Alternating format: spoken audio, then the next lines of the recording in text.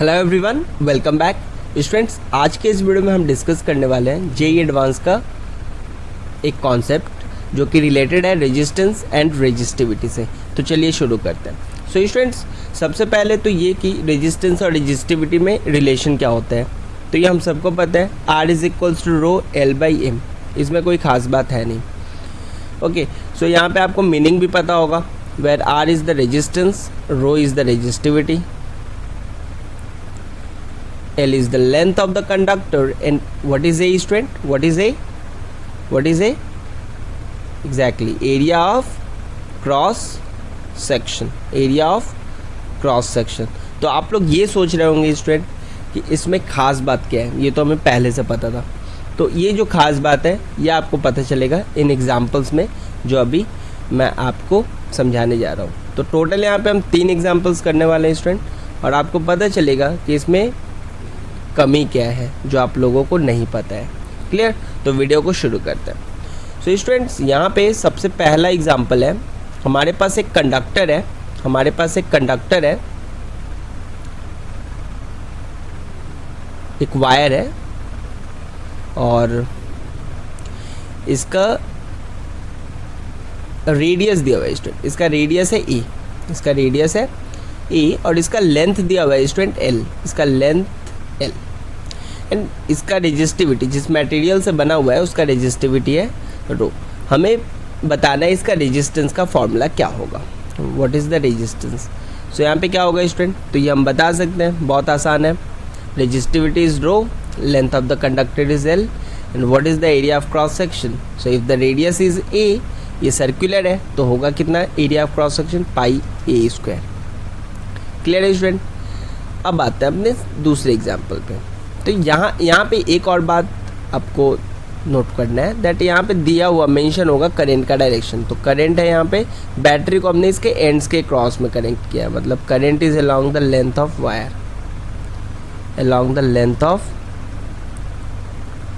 Wire, अब आते हैं अपने दूसरे एग्जाम्पल्स पे। तो दूसरा एग्जाम्पल है स्टूडेंट, इस बार एक हॉलो सिलेंडर दिया हुआ है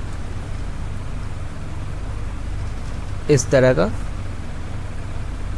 ये अपना हॉलो सिलेंडर,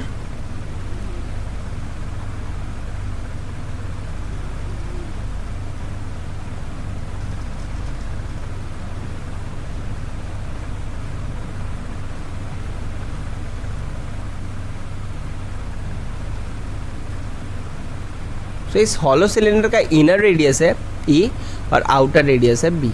सो इनर रेडियस है E और आउटर रेडियस है B, और हमें फाइंड करना है इसका रेजिस्टेंस। बाकी सारे क्राइटेरिया सेम है, यहाँ पे लेंथ है L कंडक्टर का और मटेरियल रो।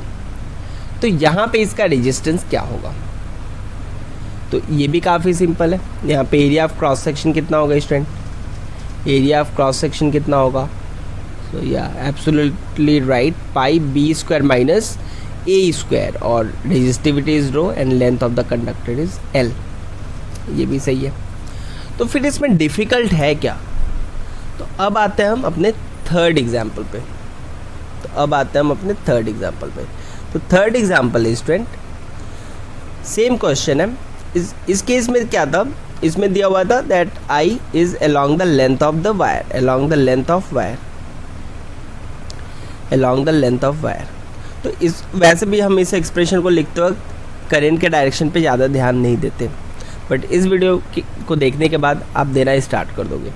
तो यहाँ पे थर्ड एग्जांपल है स्टूडेंट, अगर हम बैटरी को यहाँ पे along the length of the wire current कब होगा, जब हम बैटरी को इसके एंड्स के क्रॉस में कनेक्ट करें। बट क्या होगा अगर हम इनर और आउटर रेडियस के बीच में कनेक्ट करें, इनर और आउटर रेडियस जो है उस पर कनेक्ट करें बैटरी को, मतलब कुछ इस तरीके से।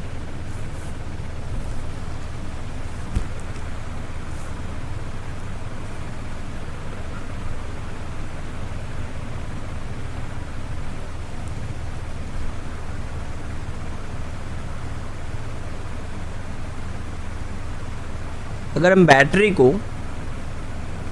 सेल को अगर इसके बीच में कनेक्ट कर दे, ए और बी के बीच में, मतलब something like this, and So in this case current will be radially outward. In this case current will be radially outward, radially outward. तो इस केस में रेजिस्टेंस का फॉर्मूला क्या होगा, रेजिस्टेंस का फॉर्मूला क्या होगा? तो ये जो क्वेश्चन है स्टूडेंट, ये जो क्वेश्चन है ये है अपना जेई एडवांस लेवल का, ये हम इतने आसानी से सॉल्व नहीं कर सकते। तो आपको डिफरेंस समझ में आया स्टूडेंट तीनों प्रॉब्लम में? जब current is along the length of wire तब तो कोई डिफ़िकल्टी है ही नहीं। आपको अगर पता हो that A is the area of cross section तो हम लोग सॉल्व कर सकते हैं, जैसे हमने यहाँ पे फर्स्ट और सेकंड एग्जांपल में किया है। बट अगर current is not along the length of the cylinder, in that case it is very difficult to write down the expression for the resistance. और ये होता क्यों है, हम क्यों नहीं लिख पा रहे थर्ड एग्जाम्पल का एक्सप्रेशन रेजिस्टेंस का? क्योंकि हमें जो यहाँ पे बताया गया है डेफिनेशन इन टर्म्स का, बेसिकली एरिया का, वो करेक्ट तो है बट इनसफिशिएंट है। इससे हम जेई एडवांस लेवल वाला ये जो क्वेश्चन है ये सॉल्व नहीं कर सकते। तो यहाँ पे ए का मीनिंग है क्या, ए का मीनिंग है क्या? तो ए का मीनिंग होता है student, what is A? A is the area of conductor perpendicular to direction of current, perpendicular to the direction of current. तो हमें किस एरिया को कंसीडर करना है स्टूडेंट? जो करंट के डायरेक्शन के परपेंडिकुलर हो। तो यहाँ पे करंट अगर अलोंग द लेंथ है, तो इसके परपेंडिकुलर में एरिया क्या होगा स्टूडेंट? 3D में इमेजिन करना है हमें। अगर ये करंट का डायरेक्शन है तो 3D में अगर हम इमेजिन करें तो एरिया क्या होगा जो इस पे परपेंडिकुलर हो? So area of conductor perpendicular to the direction of current, तो that will be the area of cross section. तो इसलिए ये आ गया। यहाँ पे भी सेम, करंट इस डायरेक्शन में है तो area perpendicular to this direction of current, that is pi B square minus A square. But यहाँ पे the current is radially outward, मतलब ए से बी के तरफ है, और ओ बी रेडियस के साथ साथ उसका अमाउंट भी चेंज हो रहा है। आई मीन टू से कि यहाँ पे रेडियस कम है तो एरिया कम होगा, एरिया कम है तो रेजिस्टेंस ज़्यादा होगा, सो करंट कम होगा, है ना? तो जैसे जैसे हम आगे बढ़ेंगे एरिया बढ़ेगा तो रेजिस्टेंस कम होगा तो करंट भी बढ़ेगा। तो इसको सॉल्व कैसे करेंगे? तो यहाँ पे करंट है along the radius, so radially outward. तो इस केस में परपेंडिकुलर एरिया क्या होगा? ये वाला, that is area of curve surface. तो यहाँ पे एरिया क्या होगा स्टूडेंट? जो इस फॉर्मूले में एरिया इस पर्टिकुलर क्वेश्चन के लिए क्या होगा? Area, curve surface area of this cylinder. तो इसको सॉल्व करते हैं स्टूडेंट।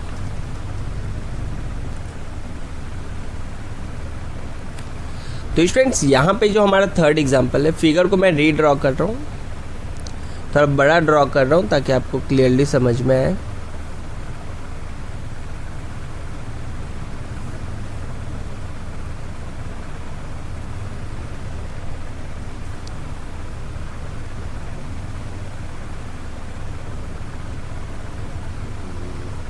तो यह सिलेंडर जिसका लेंथ है स्टूडेंट्स L और एरिया ऑफ क्रॉस सेक्शन तो नहीं दिया हुआ है, रेडियस दिया हुआ है which is A N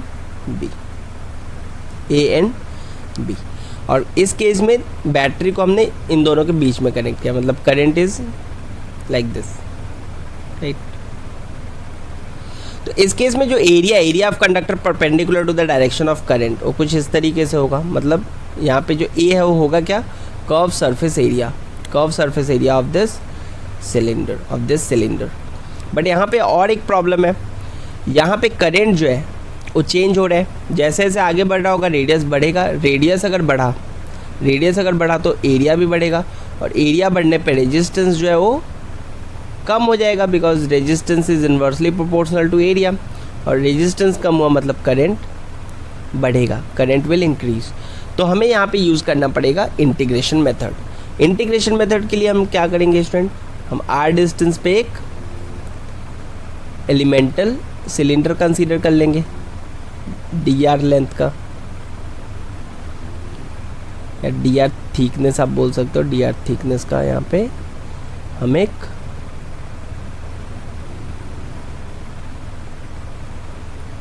elemental cylinder consider कर लेंगे और बाद में उसको अगर हम इंटीग्रेट कर देंगे ए टू बी तो हमें पूरा सिलेंडर की वजह से जो रेजिस्टेंस है वो मिल जाएगा। तो स्टूडेंट्स यहाँ पे इस एलिमेंटल सिलेंडर के वजह से रेजिस्टेंस कितना होगा, तो ये होगा स्टूडेंट रो। एंड लेंथ यहाँ पे क्या है, तो लेंथ यहाँ पे जो एल होता है वो क्या होता है student, length of the conductor जिस डायरेक्शन में करंट फ्लो हो रहा है, तो करंट इस डायरेक्शन में फ्लो हो रहा है।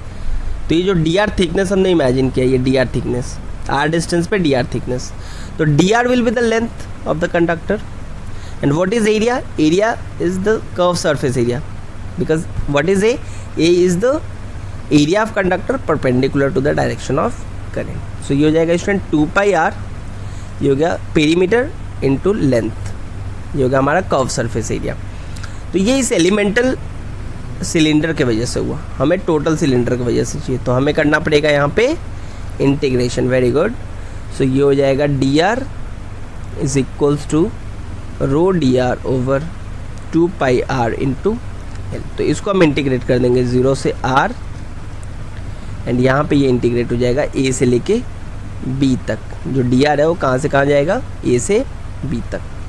तो इंटीग्रेट करके ये आ गया R, rho upon 2 pi L ये कांस्टेंट है तो ये बाहर आ गया, और 1 अपॉन आर डी आर, तो इसका इंटीग्रेशन हो गया log l n, natural log. So ये हो गया ए टू बी। तो ये सॉल्व करके आएगा कितना student, so R is equals to rho upon 2 pi L L N B minus L N A.